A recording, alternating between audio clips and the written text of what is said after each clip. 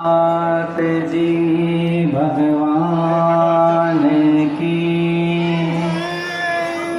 यदि चैतन्ये मुकुरिव भावाचिदचित समं मान्ति द्रव्य व्ययजनिले सन्तोऽन्तरहिता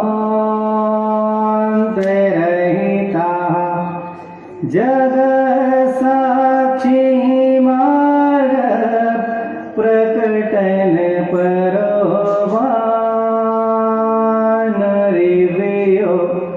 महावीरः स्वामी नयन पथगामी भवतु मे महावीरः स्वामी नयन पथगामी भवतु मे। वर्तमान शासन नायक भगवान महावीर स्वामी की आचार्य भगवंत गुरुवर श्री विद्यासागर जी महामुनिराज की परम श्रद्धेय मुनि श्री प्रमाण सागर जी महाराज की संभव सागर जी आदि समस्त मुनिराजों की श्री विराट सागर जी महाराज की समस्त मुनि संघ की। हम सभी लोग प्रकृति के साथ अपना जीवन यापन करते हैं। उसी का एक अंश मानव कहलाता है। जब प्रकृति को बड़े ध्यान से देखते हैं तो हमें दो तरह की व्यवस्था या चीज़ें नज़र आती है, एक स्थिर और एक चंचल।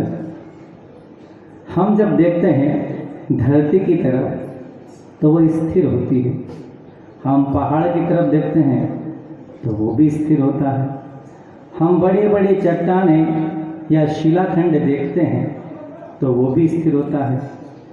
जब हमारी दृष्टि सागर और उसकी लहरों की तरफ जाती है तो सागर का सरकता हुआ पानी और लहरों की चाल हमें चंचलता का बोध कराती है।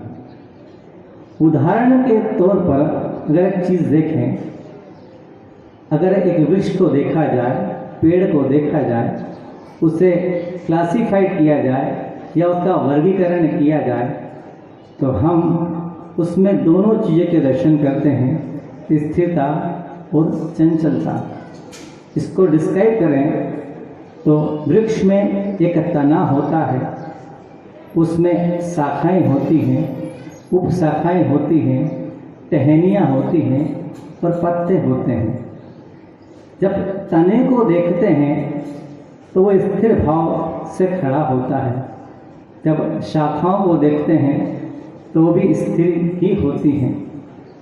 शाखाओं से जुड़ी जो शाखाएं होती हैं उनमें चंचलता दिखाई देती है, उप शाखाओं से जुड़ी जो टहनियाँ होती हैं उनमें भी चंचलता दिखाई देती है, और जो पत्ते होते हैं वो तो हमें ज्ञान ही है कि हवा की सरसराहट से अपनी ध्वनि उत्पन्न करते रहते हैं। ऐसे ही हमारा जीवन व्यक्ति या वस्तु के आसपास जब घूमता है तो हमें अपने जीवन में दो तरह की चीज़ें दिखाई देती हैं, एक स्थिर स्टेडी और एक चंचल स्प्राय।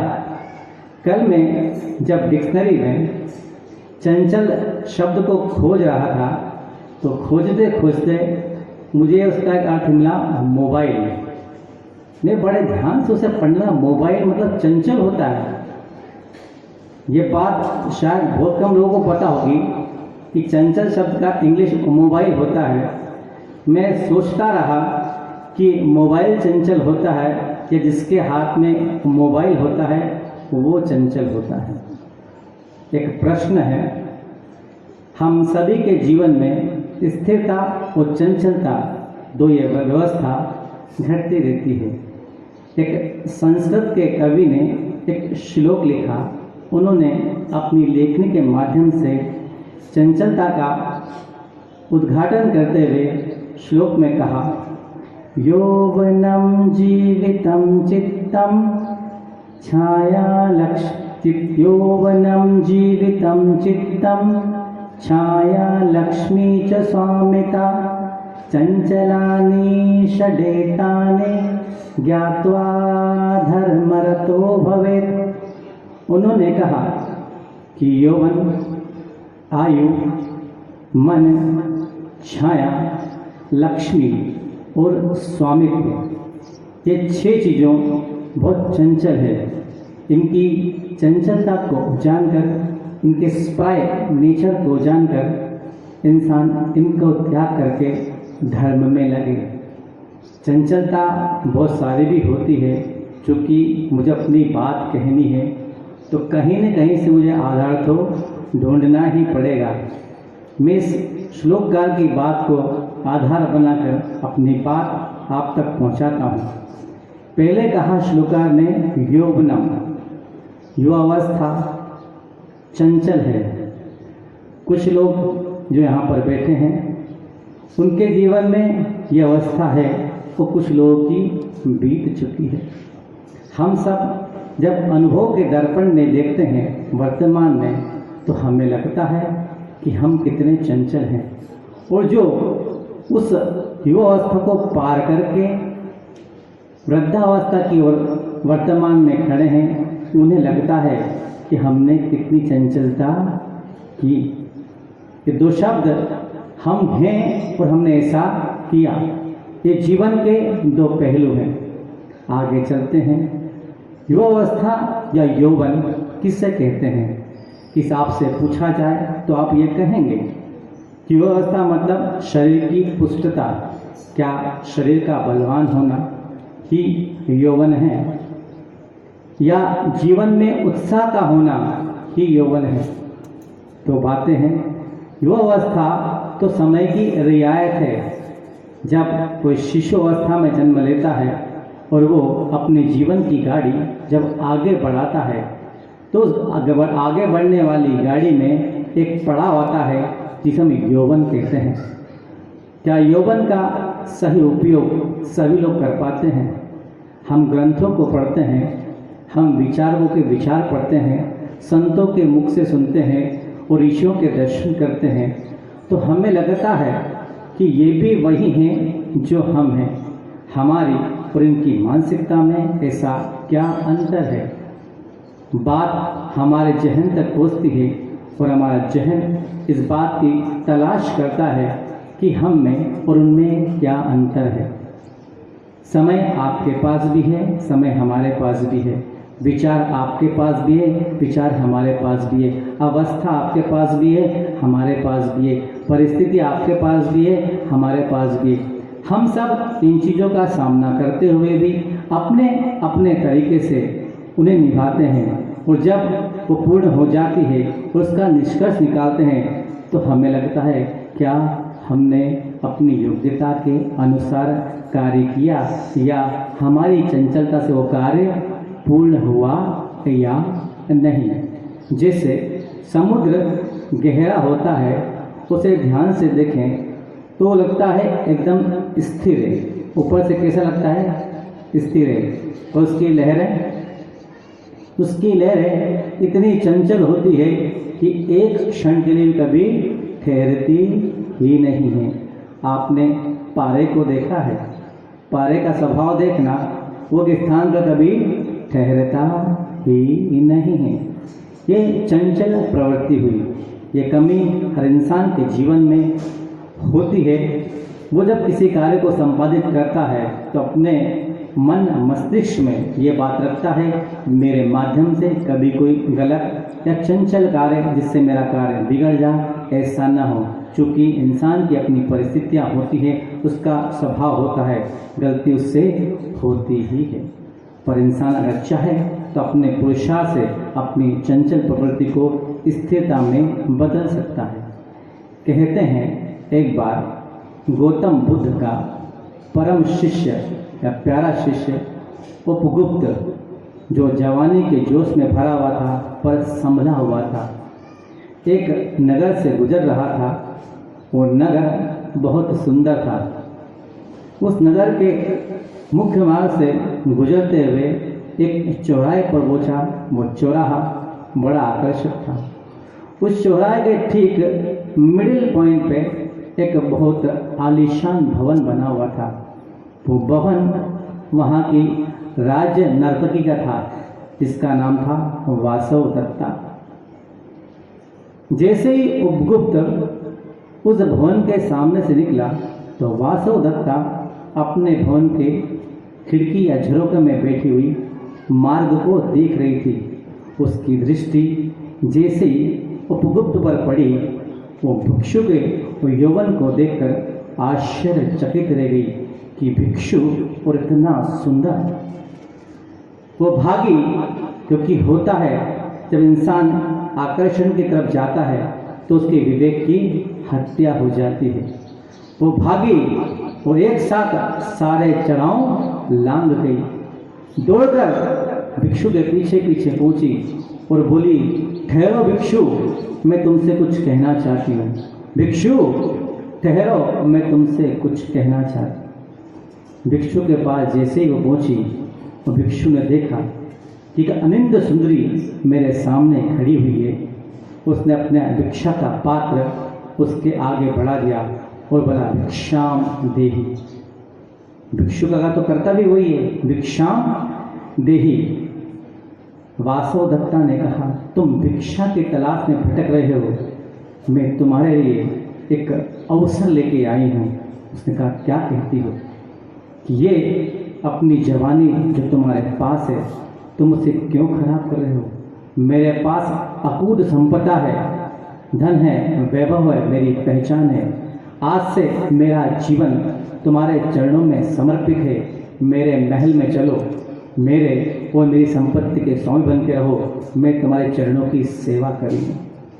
पर कहते हैं जो सन्यासी होते हैं वो अंदर से बहुत गहरे होते हैं, उनका अपना जीवन होता है। जब उपगुप्त ने वासव दत्ता को बड़े ध्यान से देखा तो उसे ये समझते देर न लगी कि ये वासव दत्ता अभी जवानी की चंचलता का जीवन जी रही है। नहीं, अगर ये नहीं ऐसा जीवन जीती तो एक सन्यासी के सामने ऐसे वचन कहने का साहस कभी न करती। उन्होंने कहा कि वासव दत्ता, मेरा जीवन अलग है और तेरा जीवन अलग है। संपत्ति तेरे लिए वरदान है तो मेरे लिए अभिशाप है। जिस महल और जिस भवन की बात तुम मुझसे कहती है, ये तो मैं पीछे ही छोड़ आया। मैं एक राजा का बेटा था और मेरे जीवन में संपत्ति की कोई कमी ना थी, तो उसका मुझे क्या लोभ देती है? भिक्षु, मेरी बात समझने की कोशिश करो। ये जीवन एक बार मिला है, इसको भोग में लिप्त कर दो, मरना तो एक दिन सबको है ही। तब उपगुप्त ने कहा, वासव दत्ता, मैं आत्म तत्व को आधार बनाकर अपना जीवन जीना चाहता हूँ। मन की चंचलता को मैंने बहुत पहले छोड़ दिया। नहीं भिक्षु, तुम्हें चलना पड़ेगा मेरे साथ। वासव दत्ता, बे काम की हट मत करो, मैं नहीं लौट सकता। तुम्हें चलना होगा, मैं नहीं जाऊंगा। भिक्षु, तुम भूल कर रहे हो। जो अनिंद सुंदरी तुम्हारे सामने खड़ी है, इस सुंदरी के रूप पर बड़े बड़े सम्राट, महामांडलिक राजा और राजकुमार, जिसकी एक कटाक्ष पर अपनी सारी संपत्ति लुटाने को तैयार है, तुम उसको मना कर रहे हो। तब उपगुप्त ने कहा, हे सुंदरी, तुम्हारा जीवन चंचलता से भरा हुआ है। मैं जानता हूँ तुम्हारे जीवन में यौवन का जोश है, पर तुम्हारे जोश में होश की कमी है। मेरी बात समझने का प्रयास करो। तुम कहती हो कि तुम चलो, तुम चलो, तुम चलो। मैं वचन देता हूँ वासव दत्ता, मैं लौटकर जरूर आऊँगा, पर अभी समय है, अभी मुझे जाने दो। वासव दत्ता उसका रास्ता रोक लेती है और जाने दी। भिक्षु फिर से अपना पात्र उसकी ओर बढ़ा देता है कि आज की मेरी आवश्यकता इतनी ही है। जीवन में जब यौवन अवस्था में इंसान का जोश बहुत होता है तो कहते हैं उसमें होश कम हो जाता है। अतीत में एक दार्शनिक हुए जिनका नाम था खलील जिब्रान। अगर आपने उनकी किताबें पढ़ी हों, उनके जीवन का एक बहुत सुंदर प्रसंग है। एक बार वो अपने नगर के किसी चौराहे से गुजर रहे थे। उस समय उनका शरीर का जो स्ट्रक्चर था, जो उनका हुलिया था, उनकी कमर झुकी हुई थी और दाढ़ी बड़ी लंबी थी। जब वो झुक के चलते थे तो उनकी दाढ़ी हवा से हिला करती थी। जब वो निकले चौराहे से तो देखा कुछ लड़कों का झुंड जो जवानी के मत से भरे हुए हैं आपस में बातें कर रहे थे। और जैसे ही जिब्रान साहब उनके सामने से निकले, उन्हें बड़ी जोर की हंसी लगाई और जोर से हंसने लगे।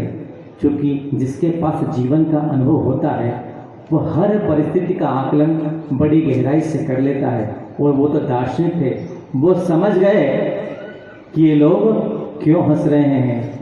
मेरी वृद्धावस्था को देखकर जवानी के जोश में भरे ये युवा मुझे देखकर हंस रहे हैं। इनमें भी गहरी चंचलता है। उन्हें सबक सिखाने के लिए जिब्रान साहब थोड़े आगे बढ़ते हैं और बीच चौराहे पर जाकर दिन के उजाले में बड़े ध्यान से सड़क को देखते हैं और कुछ ढूंढने लगते हैं। उनको ढूंढते ढूंढते जब 10 मिनट, 15 मिनट, 20 मिनट हो जाता है तो जो लोग युवा वहाँ खड़े होते हैं टोली बनाकर, उन्हें लगता है ये वृद्ध आदमी या बूढ़ा आदमी दिन के उजाले में ये ध्यान से रोड पे क्या ढूंढ रहा है। किसी किसी को बड़ी एक बीमारी सी होती है हर काम में बीच में बोलने की, हर काम में बीच में बोलने की। कोई कुछ भी करता देखेगा तो उन्हें ज़रूर बोलना है। एक बार ऐसा हुआ कि 2 आदमी में झगड़ा हो गया। वो बड़ी जोर का झगड़ा चल रहा था, बाता बाती हो रही थी दोनों में। तीसरा आदमी उन्हें बड़े ध्यान से देख रहा था। उसे लगा कि ये झगड़ा मैं निपटा सकता हूँ। वो उनके पास पहुँचा, वो खड़ा हो गया। तो पहले आदमी ने दूसरे आदमी से कहा, अगर मेरी बात नहीं मानेगा तो एक घूसे से तेरे 64 दांत तोड़ दूंगा। एक घूसे से तेरे 64 दांत तोड़ दूंगा। तो तीसरा आदमी बोला, भाई साहब दांत तो 32 होते हैं, अब 64 कैसे तोड़ देंगे। तो पहला आदमी बोला कि भाई साहब मुझे पता था, मैं आपको देख रहा था कि आप बीच में जरूर बोलेंगे, इसलिए 32 इसके और 32 आपके दोनों जोड़ के मेरे 64 दांत बोल रहे हैं। ये समस्या बहुत लोगों के साथ होती है। जिब्रान साहब उस चौराहे पर ध्यान से ढूंढते रहे। जब युवाओं से रहा न गया तो सारे युवा एक साथ टोली बनाकर आए और पूछे, बाबा आप चौराहे पर क्या ढूंढ रहे हैं, आपका क्या गुम गया, हम आपकी मदद कर दें। जिब्रान साहब ने कुछ नहीं बोला। ये नीति भी कहती है कि जब आपसे पहली बार कोई प्रश्न पूछा जाए तो पहली बार में उसका उत्तर मत देना, क्योंकि वो पात्र योग्य है या नहीं उसकी परीक्षा तब होती है जब प्रश्न को दूसरी बार पूछे, जब प्रश्न को तीसरी बार पूछे। अगर उसमें उस चीज़ को समझने की प्यास होगी या जिज्ञासा होगी तो बार बार प्रश्न को पूछेगा। कहते हैं शेरनी का दूध स्वर्ण के पात में ही टिकता है। तो जब भी आपसे कोई पूछे तो एक बार में उत्तर देने का प्रयास मत कीजिएगा। एक बार युवाओं ने पूछा, 2 बार पूछा और तीसरी बार भी पूछा। तब जिब्रान साहब अपने स्थान पर खड़े हो गए और अपनी गंभीर दृष्टि से उन युवाओं की तरफ देखा और कहा, बेटा मेरी जवानी कहीं घूम रही है, तुम्हें दिखी कहीं, तुम्हें कहीं दिखी। उन लोगों को अपनी गलती का एहसास हो गया कि हमने इस वृद्ध आदमी की हंसी उड़ाई थी। ये जवानी को पार करके ही तो वृद्धावस्था में आया है। अभी हमारे तन पर जवानी है और हमारी जवानी में चंचलता है। कहते हैं जब जोश और होश दोनों मिल जाते हैं तो जवानी को 2 पैर मिल जाते हैं। अगर एक भी कम हो तो युवावस्था लंगड़ापन कहलाती है। अगर आपके पास यौवन है, आपके पास जवानी है, आप युवा हैं, तो आपके पास जोश तो है ही। अगर आप अपनी युवावस्था को सार्थक बनाना चाहते हैं तो एक काम कीजिएगा, अपने जोश के साथ अपने होश को जोड़ दीजिएगा। हो सकता है आपसे गलतियां ना हो। जिब्रान साहब उनको संदेश देकर आगे चले गए और संदेश मिला कि आज के बाद कभी भी किसी भी वृद्ध आदमी की हंसी नहीं उड़ाना, क्योंकि आज नहीं तो कल हमारा भविष्य भी यही होने वाला है। वो उपगुप्त आगे बढ़ गया। उसने कहा, तुम कहती हो ठहर जाओ, मैं तुम्हें वचन देता हूँ, तुम्हारा आग्रह अभी गलत है, अभी गलत है कि मेरी दुनिया दूसरी है और तुम्हारी दुनिया दूसरी है। पर मैं तुम्हें वचन देता हूँ वासवदत्ता, मैं लौटकर वापस आऊँगा तुम्हारे जीवन में, पर कब ये मैं कह नहीं सकता। कहते हैं समय बड़ा चंचल होता है, किसी के लिए ठहरता नहीं है। समय अपनी इक्वेशन में चलता रहा, आगे बढ़ता रहा। बरसों बीतने के बाद एक बार उपगुप्त फिर उसी रास्ते से आया, वहाँ से गुजर रहा था तो देखा नगर के बाहर एक रोड से कुछ दूरी पर एक फटी पुरानी चादर में कोई इंसान लिपटा हुआ करा रहा है। कहते हैं सन्यासी के मन में दया होती है। उसकी कराह को सुनकर उपगुप्त उसके पास पहुंचा, उस चादर को हटाया तो वो देखता है, क्या देखता है कि वही अनंत सुंदरी जो अपने रूप के मन में बहुत गर्वित थी, जो कहती थी उपगुप्त रुक जाओ, तुम भूल कर रहे हो, तुम किसको छोड़कर जा रहे हो, वही सुंदरी उस चिथड़े में लपटी माँ जमीन पर पड़ी हुई थी। जैसे ही उपगुप्त ने उसे देखा, उसे हिलाया, अपने हाथों का स्पर्श दिया, उसने आंखें खोली, पूछा कौन है, पूछा कौन है। उसने कहा वासवदत्ता, मैं तुम्हारा उपगुप्त, मैं तुम्हारा उपगुप्त। उसने कहा अब क्यों आए हो तुम मेरे पास, जबकि मेरे पास तुम्हारे देने के लिए कुछ है ही नहीं। जाओ, लौट जाओ, मैं सबके द्वारा तिरस्कृत हूँ, सबके द्वारा ठुकराई गई हूँ। वो समय बीत गया जब मेरा कटाक्ष देखने के लिए, मेरा रूप यौवन देखने के लिए, मेरी चंचलता देखने के लिए लाइन लगी रहती थी। वो समय बीत गया। मैंने अपने दूषित चरित्र से अपने शरीर को मलिन कर दिया और मेरा शरीर रोगों का घर बन गया। मुझे मत छूना, मुझे कोढ़ है। तब उपगुप्त बोला कि वासवदत्ता, वो समय मेरे लिए अनुकूल नहीं था, पर आज का समय मेरे लिए अनुकूल है। मैं एक सन्यासी हूँ, मैं आत्म तत्व के सहारे जीने वाला व्यक्ति हूँ, मन की मैं परवाह नहीं करता। तुमने मुझे बुलाया था, तुम्हारा निमंत्रण मेरे पास सुरक्षित था, मैं इसीलिए आया हूँ। तुम्हारे निमंत्रण को ध्यान में रखकर अब मैं तुम्हारे पास रहना चाहता हूँ। नहीं, तुम चले जाओ उपगुप्त, मेरे पास देने के लिए कुछ भी नहीं है। वास उपगुप्त बोला अब समय है कि तुम्हारे पास देने के लिए सब कुछ है। मैं तुम्हारी आत्मा को चाहता हूँ, उसे पवित्र करना चाहता हूँ। वासवदत्ता के पास कहने को शब्द न बचे और वो रोने लगी। उसने जाते जाते उपदुप से कहा कि उपदुप कहाँ जाते हो? तो भिक्षु बोला वासवदत्ता, मैं नगर में जाकर तुम्हारे कोढ़ के लिए, उपचार के लिए कुछ औषधि लेकर आता हूँ। जाओ, लौट जाओ। मेरे शरीर की बदबू से तो तिरंज भी मेरे पास नहीं आते, तो अपना समय क्यों बर्बाद कर रहे हो? तब उपगुप्त बोला कि मुझे पता है कि मुझे क्या करना है। जब कोई सन्यासी बनता है या संत बनता है, अपना ग्रह का त्याग करता है, अपने मोह को छोड़ता है, अपने मन को बदलता है, तो उसे अच्छे से पता होता है कि मुझे करना क्या है। जब उसे ये पता होता है मुझे करना क्या है, तो वो सही दिशा में कदम रखता चला जाता है। और आप लोग जो मेरे सामने बैठे हैं, आपको पता है कि आपको अपने जीवन में करना क्या है। कितने लोग ऐसे बैठे हैं जिन्हें ये पता है कि हमें अपने जीवन में करना क्या है। हम यहाँ मंच पे बैठे हैं, हमें अनाउंस करते हैं कि हमें पता है कि हमें करना क्या है। क्या तुम्हें पता है तुम्हें करना क्या है? हम पहाड़ की तरह स्थिर हैं और तुम्हारा जीवन नदी की तरह चंचल है। तुम्हारे जो जीवन में होगा वही तुम करोगे और हम जो करेंगे वो हमारे जीवन में होगा। बस यही श्रावक और संत के जीवन में अंतर होता है। जहाँ चंचलता होती है इंसान उसके साथ बहता चला जाता है और वो स्वीकार करता है जो उसके जीवन में होता है, और संत अपने जीवन उस कार्य को करते हैं। वो नगर में गया, औषधि लेकर आया, उसका उपचार किया, उसके घावों को साफ किया और उसे उपदेश दिया कि जो बीत चुका वो बीत चुका, अपना ध्यान अपनी आत्मा की तरफ लगाओ। वासवदत्ता ये पर्याय फिर से मिलेगी, आत्मा अपना चक्र फिर से पूरा करेगी।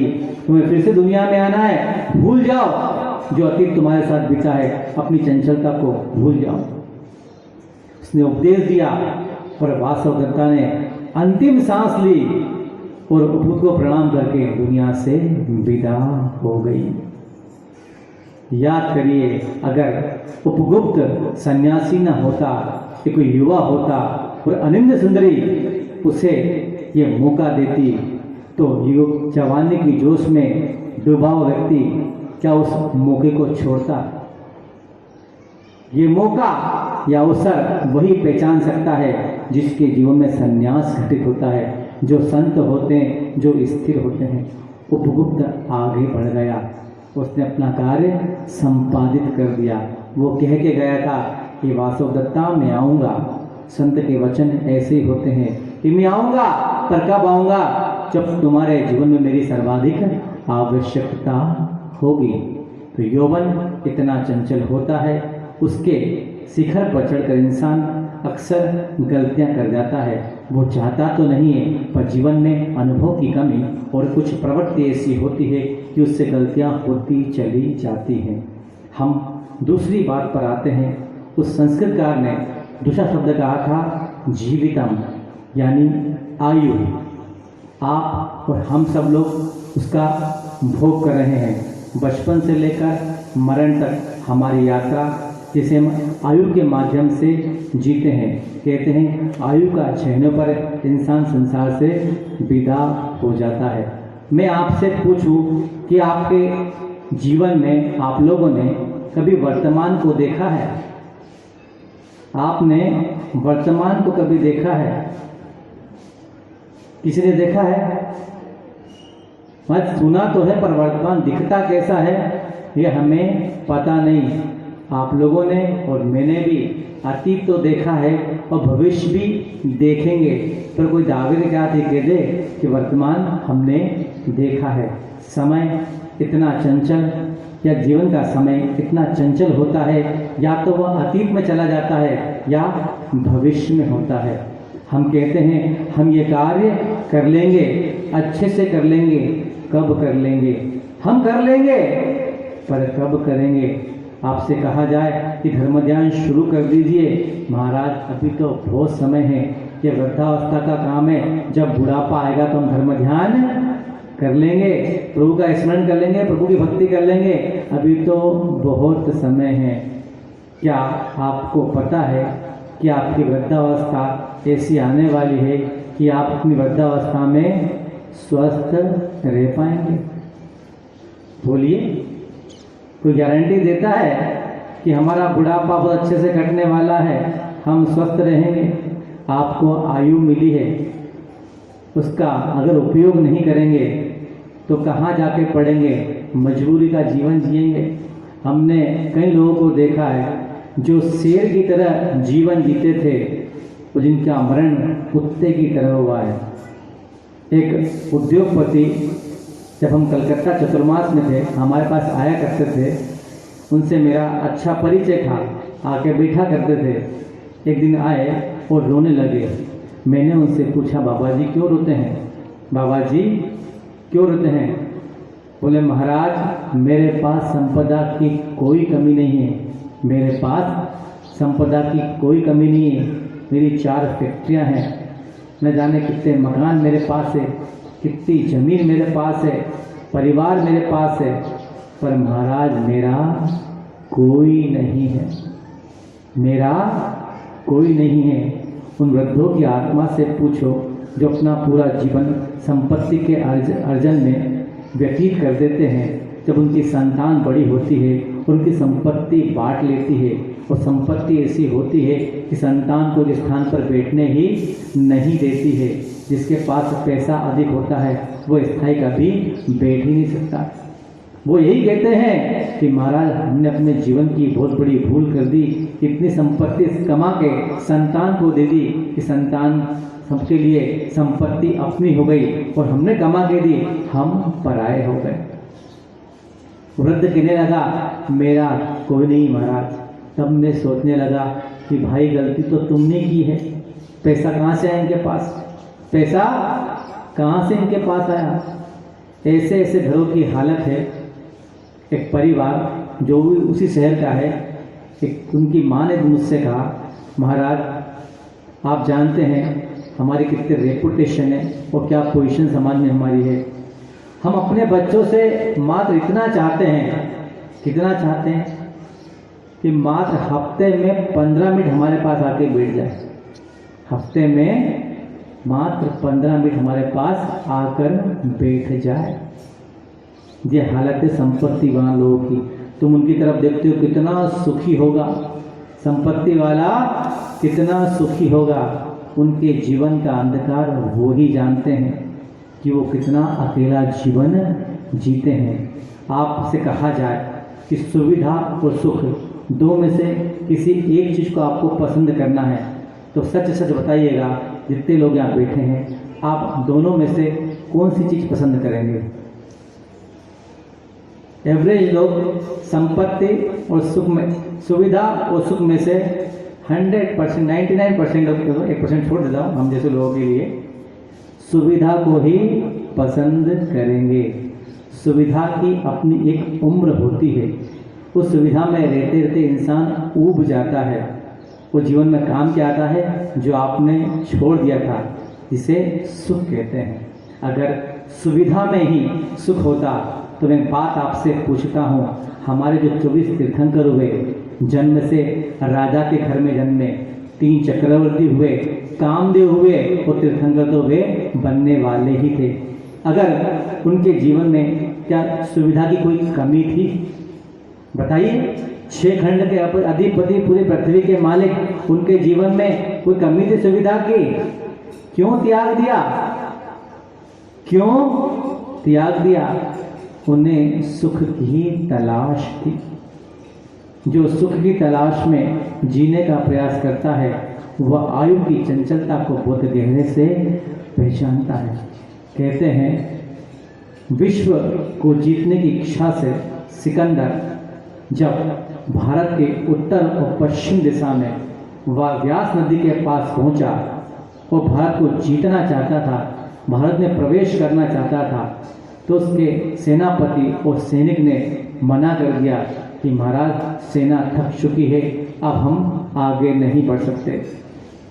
तब सिकंदर ने अपने ज्योतिषी को बुलाया और पूछा कि ये बताओ मेरी उम्र कितनी बची है, मेरी उम्र कितनी बची है। अब सम्राट सिकंदर जिसके नाम से दुनिया कांपती थी, ज्योतिष ने कहा सच बताओ तो ये गर्दन काट देगा और झूठ बताऊं तो भी ये जिंदा नहीं छोड़ेगा, क्या किया जाए। तब ज्योतिष ने कहा अपने मन में कि इनकी आयु तो बहुत कम बची है, कुछ ही दिन शेष बचे हैं, सिकंदर के दुनिया से विदा होने में सच कह दूंगा तो गड़बड़ हो जाएगी। तब ज्योतिष ने अपनी युक्ति से काम लिया और कहा सम्राट सिकंदर सुनिए, जब जमीन लोहे की होगी और आसमान सोने का होगा तब आपके प्राण निकलेंगे, तब आपके प्राण निकल जाएंगे। सिकंदर बड़ी जोर से हंसा कि जमीन लोहे की होगी और आसमान सोने का होगा, ये ना आज होगा ना कल होगा। अच्छा मेरी आयु बहुत लंबी है, अभी तो मुझे बहुत जीना है। सम्राट अपने काम में लग गया। वह फारस की तरफ, एक देश का नाम है फारस, वहाँ उसके तरफ आक्रमण करने के लिए सिस्तान के रेगिस्तान की तरफ से गुजर रहा था। उसे मलेरिया हो गया, उसे मलेरिया हो गया। वो आगे बढ़ नहीं पा रहा था। उसने अपने वजीर से कहा कि वजीर, मुझे बुखार सी महसूस होती है, अब मेरा चलना असंभव है। वजीर उसका सम्राट दोनों आगे आगे थे और पीछे बड़ी सारी फौज थी। तब वजीर ने कहा, महाराज थोड़ी आगे चलिए, रेगिस्तान में पेड़ तो मिलते नहीं हैं, फिर भी कोई पेड़ मिल जाए तो उसके नीचे बैठकर कुछ सुस्ता लीजिएगा। सम्राट आगे बढ़ा, कुछ कदम ही चला था, हाथी पर बैठा बैठा वो बैठ नहीं पाया। उसने कहा, वजीर मुझे इस हाथी से उतार ले, अब मेरे बस की नहीं है आगे चलना। कोई था भी नहीं। सम्राट ऊपर से सीधा रेगिस्तान की गर्म माटी पे गिरा। जैसे वजीर ने देखा मेरा सम्राट जमीन पर पड़ा है तो उसने अपना कवच खोला और जमीन पर बिछा दिया। कवच काहे का बना होता है, जिसे उर्दू में जीरा भक्कर कहते हैं। कवच खोला, वो कवच के अंदर मुलायम कपड़ा लगा होता है।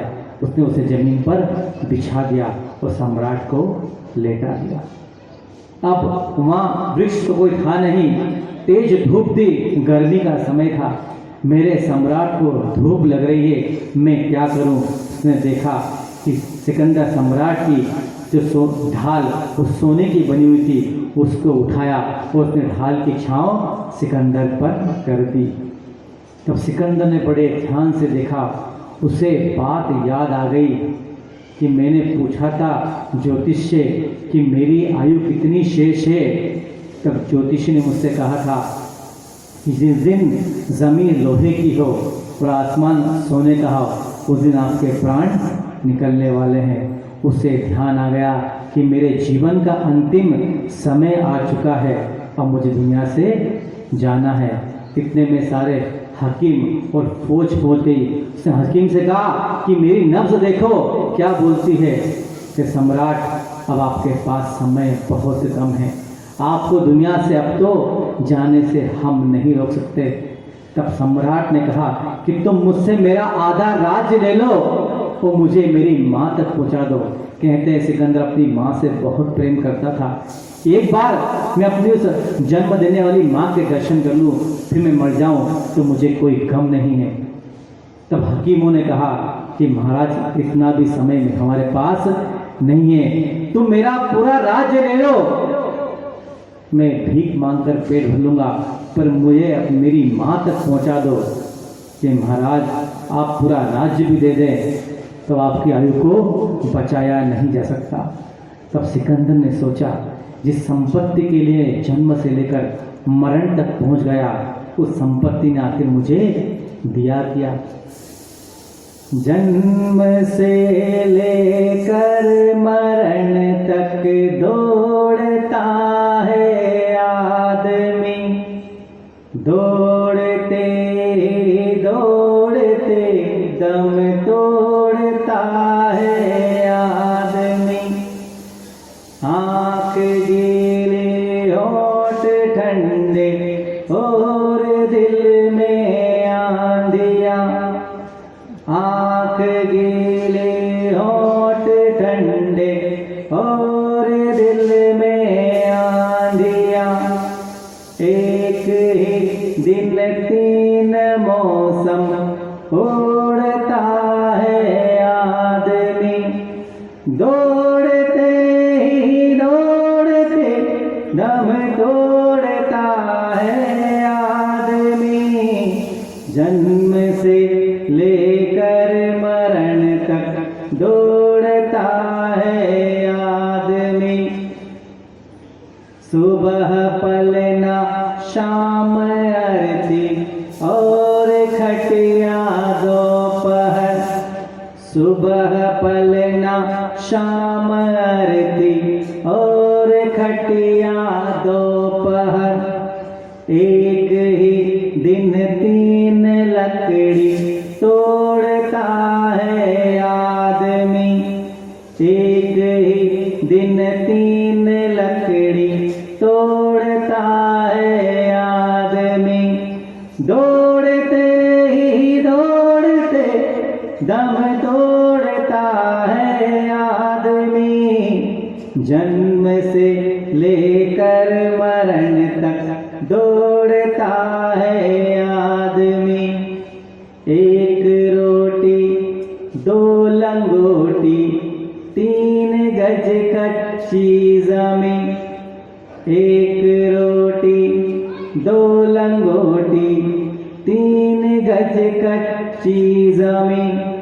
जिंदगी में 3 चीजें जोड़ता है आदमी। जिंदगी में 3 चीजें जोड़ता है आदमी। दौड़ते ही दौड़ते दम तोड़ता है आदमी। जन्म से लेकर मरण तक दौड़ता है आदमी। है यहाँ विश्वास कितना आदमी का मौत पर, है यहाँ विश्वास कितना आदमी का मौत पर। मौत के हाथों ही सब कुछ छोड़ता है आदमी। मौत के हाथों ही सब कुछ छोड़ता है आदमी।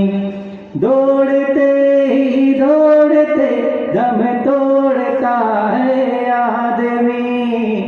जन्म से लेकर मरण तक दौड़ता है आदमी।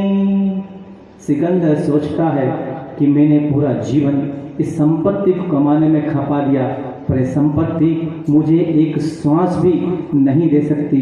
काश मैं पहले जाग जाता और आयु की चंचलता को पहचान जाता कि आयु एक समय के लिए मिली है, समय की रियायत है। आज नहीं तो कल मुझे भी संसार से आम आदमी की तरह विदा होना, तो शायद मैं इतना पाप नहीं करता। पर कहते हैं अतीत को कितना याद कर लो, आप अतीत को याद तो कर सकते हो, पर अतीत में कभी परिवर्तन नहीं कर सकते, क्योंकि वो बीत चुका है।